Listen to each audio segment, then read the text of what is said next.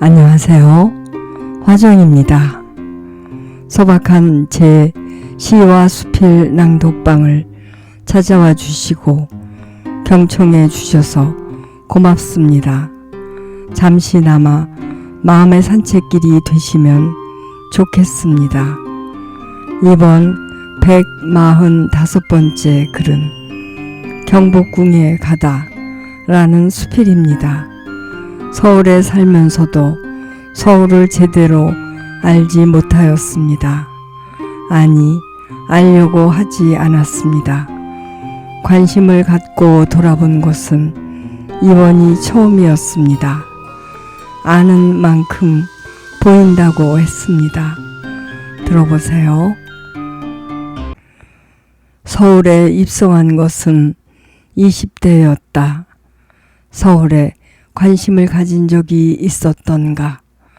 서울에 사는 사람이 오히려 서울을 모른다는 말은 맞는 말이다.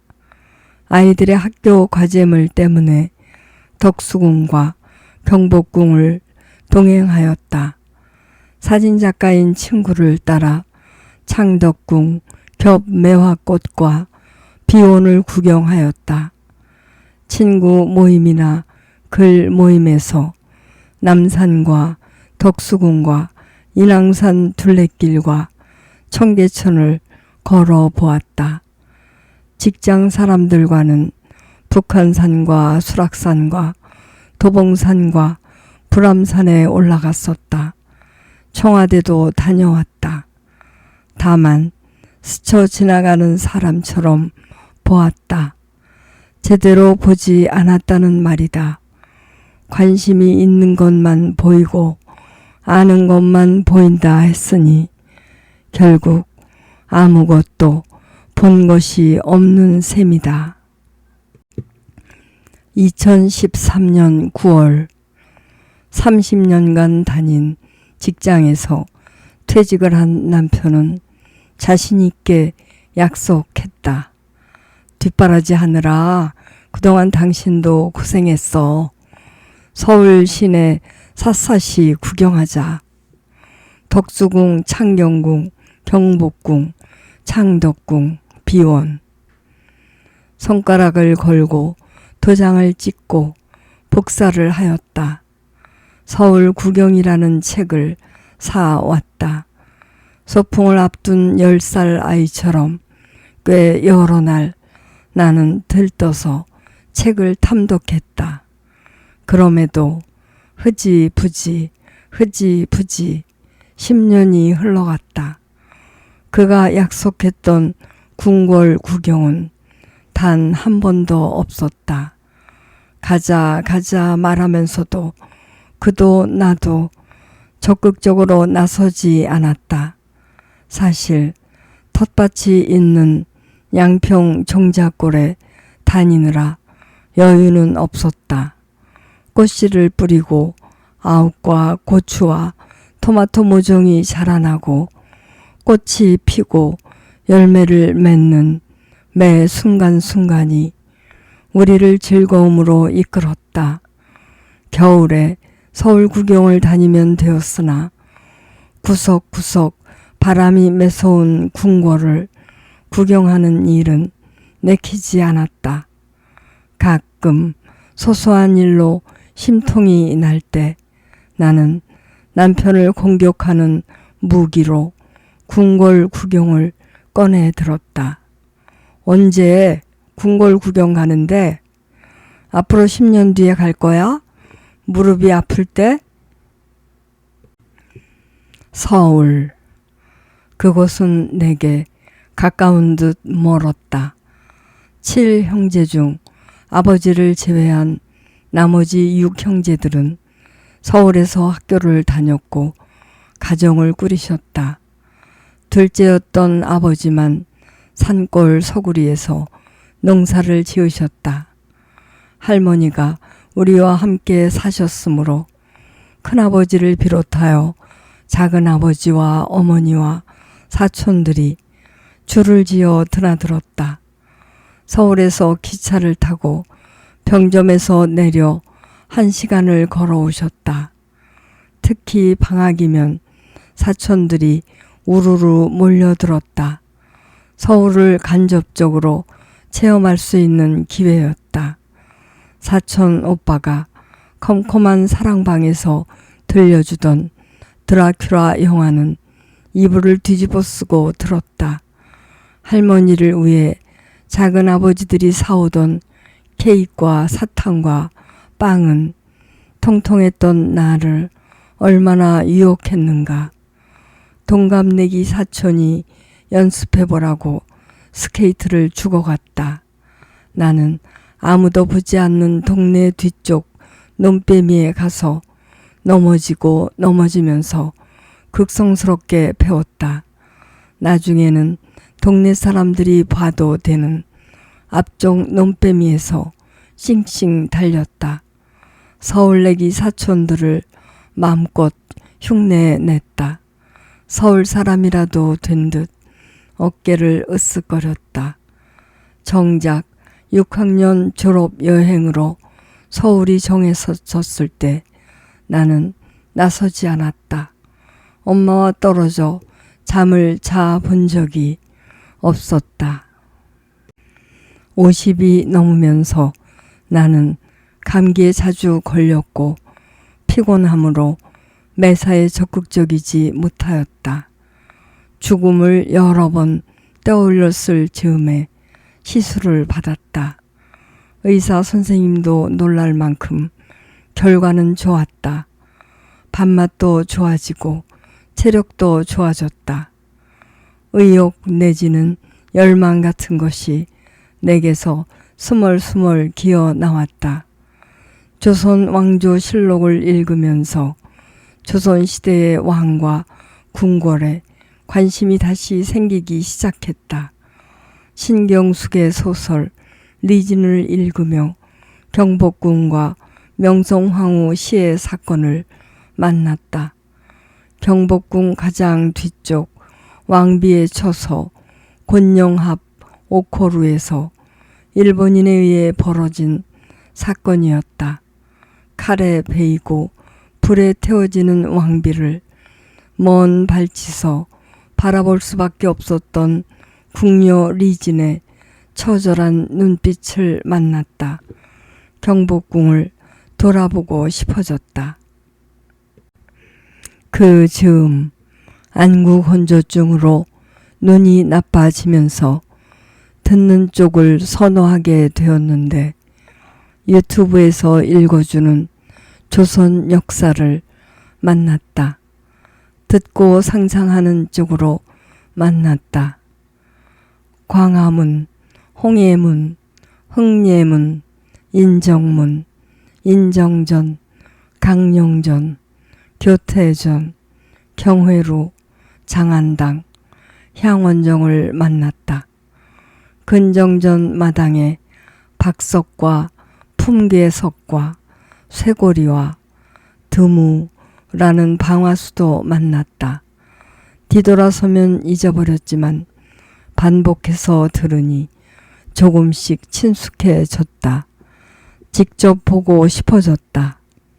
장날마다 눈깔 사탕을 외손녀 딸인 내게 주시던 두매골 외갓집의 할머니만큼 경복궁이 보고 싶어졌다. 경복궁, 법궁이나 정궁이라 불리기도 한다. 1392년 태조 때 정도전의 구상으로 중건되었고 북악산을 주산으로 정문인 광화문이 있고 그 앞쪽이 육저거리가 펼쳐진 한양의 중심지였다. 예전에는 과거에 합격한 사람만이 드나들 수 있었다. 경복은 새 왕조가 큰 복을 누려 번영할 것이라는 의미다. 내전과 외전과 나란 일을 하는 권내 각사와 동궁전과 궁녀들의 생활 공간과 소주방과 후원 등으로 나뉘어져 있다. 1592년 임진왜란 때 소실되었다. 고종 2년 흥선대원군에 의해 1865년 재건되었고 다시 일제에 의해 파손되고 옮겨지고 사라진 전각들을 1990년대를 거쳐 2000년대까지 하나하나 재건 중이다. 과거였으나 과거는 사라지지 않았고 역사학자들과 문화재청의 노력으로 현재에 이르렀다. 내 뿌리가 튼튼하게 제대로 자리를 잡는 느낌이다. 경복궁 복원 사업은 2040년도에 완공될 것이란다. 역사책이나 유튜브에서 경복궁을 알아보고 경복궁으로 가는 일은 그냥 둘러보는 것과 얼마나 다른가. 하나하나가 눈에 들어온다. 아니다. 마음에 들어찬다. 광화문과 홍해문과 흥례문을 지나 근정문을 지났다. 근정전에 섰다. 북악산과 인왕산이 손에 잡힐 듯 가깝게 느껴졌다. 근정전의 초마 끝이 북악산 줄기와 맞닿아 있음을 보았다. 북악산의 전기가 궁궐로 통한다는 의미일 것이다. 끊임없는 영화와 환란의 역사를 품고 있어서인가 고풍스러우면서 쓸쓸하고 경건했다. 근정문에서는 근정전을 바라보며 태조 이성계 앞에 절을 올리는 정도전의 심정으로 서 보았다. 근정전에서는 광화문 쪽을 바라보며 세종대왕이 되어 보았다. 대부분의 왕들이 창덕궁에서 나랏일을 하신 데 반하여 세종대왕은 경복궁에서 모든 일을 하셨단다. 세종대왕의 경복궁이라는 말이 있을 정도란다. 임금이 신하들과 나랏일을 의논하는 사정전을 지나 왕과 왕비의 침전인 강령전과 교태전을 둘러보았다. 권총궁에 이르렀다. 권영합 옥호루 앞에서는 일제의 칼잡이 앞에서조차 꼿꼿함을 잃지 않았던 명성황후의 기계가 전해져 오는 느낌이었다. 수정궁은 세종대왕이 한글을 창제하신 지편전이 있던 자리다. 마음은 물론 발걸음도 가다듬게 된다. 어려운 한자를 익히지 못하여 무지할 수밖에 없었던 백성들을 불쌍하게 여겼던 세종이 지편전 학자들과 함께 한글을 창제하신 공간이 아닌가. 우리 누구나 세상살이에 불편함 없이 살아가는 것은 세종대왕의 한글 창제 덕분이 아니겠는가. 친정 어머니께서 10대였을 때 외할아버지는 서당 선생이셨다. 여자니까 배우지 않아도 된다고 방에 들어오지 못하게 하셨단다. 글을 배우고 싶은 마음이 굴뚝 같았던 어머니는 부엌이나 마당에서 할아버지께서 가르치는 음성을 들었단다. 부지깽이로 땅바닥에 기역 니은을 그려가며 한글을 깨우쳤단다. 그 당시에 어머니 또래는 더구나 시골에서는 한글을 아는 분이 드물었다. 80이 넘으셨을 때도 신문이 오면 자랑스레 큰 글자들을 소리내어 읽고는 하셨다. 세종대왕 덕분이었다. 애민정신으로 백성을 먼저 생각하셨던 세종대왕이 아니신가. 한글을 창제하게 된 연유는 언제 읽어도 가슴이 뭉클하다. 쉽게 풀어보면 이렇다. 우리나라 말이 중국과 달라 한자와 서로 통하지 않아 백성이 말하고 싶은 바가 있어도 제 뜻을 펴지 못하는 사람이 많다. 내가 이를 가엾게 여겨 새로 28글자를 만들었으니 사람들이 쉽게 익혀 날마다 쓰는데 편하게 하고자 한다. 경혜루는 웅장하면서 견고하면서 운치가 있다. 건축가 박자청이 설계하였다. 경혜루를 나는 신경숙 작가의 리진이라는 소설에서 만났다. 청국과 일본과 서양 사이에서 흔들리던 조선 말기가 배경이다. 각국의 대사들을 초대한 연회 자리에서 한 마리 나비처럼 춘행물을 추던 리진이 먼저 떠오른다. 버드나무 가지에서 맑게 지저귀는 노란 꾀꼬리의 모습을 보고 만들었다는 춤이다. 궁중 큰 잔치 때 화문석 하나만 깔고 주악에 맞춰 추는 동무이며 절제된 춤이다. 그 춤에 매료되어 눈길을 멈춘 임금과 임금의 표정을 읽고 있는 왕비가 보였다. 그 춤에 반해 리진을 사랑했고 파리로 데려갔던 프랑스 대사 콜랭이 보였다. 물론 신경숙의 소설 리진의 한 장면이다.